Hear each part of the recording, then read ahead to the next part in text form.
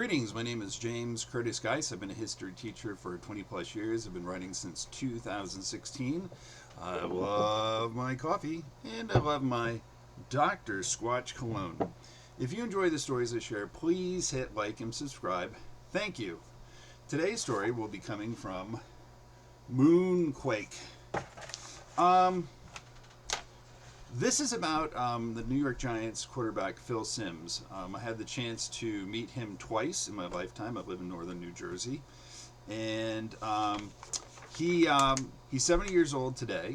He was born in 1955. He was born in Springfield, Kentucky. He's 6'3", 216 pounds. Well, he was when he played football. He had 164 games in his career.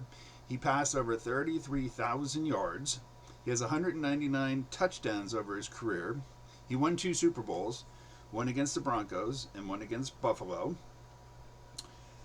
He last played in 1993, so he played 14 seasons with the Giants. He was voted the most valuable player in Super Bowl 21. His completion percentage is 55%. And he was voted the NFL Man of the Year in 93, 2-time Pro Bowler, and he won the Jim Thorpe Trophy in 1986. He's been a television commentator for football, for ESPN, NBC, and for CBS. So the first time I met him was Christmas of 1985. Well, I didn't really get to meet him, but I saw him. So I was a freshman at Nyack College, which is about 40 minutes north of New York City on the Hudson River. And my roommate, Doug Anthony, and then my 2 good friends, Dave Jennings and John Sherholz, we decided to go down to Rockefeller Center. We wanted to see the Christmas tree. I'd never seen it. So John drove down. I don't know where we parked. I'm sure we took the subway to Rockefeller Center. And it's beautiful, Christmas lights everywhere. You have the ice rink with people skating around. There's people everywhere wearing jackets and different colored scarves. And there's Christmas lights everywhere. And you have the golden Prometheus statue by the ice rink. Right across the street is St. Patrick's Cathedral, and then you have the giant Atlas sculpture of a man holding the world on his shoulders, on Atlas's shoulders.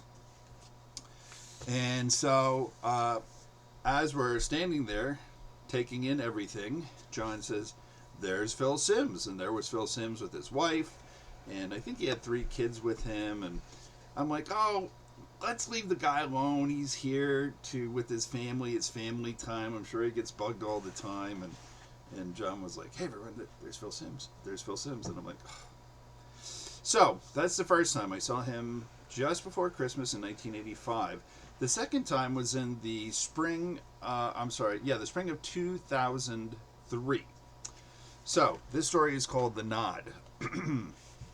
It is the summer of 2003 as I exit the ShopRite food store in Ramapo, New Jersey.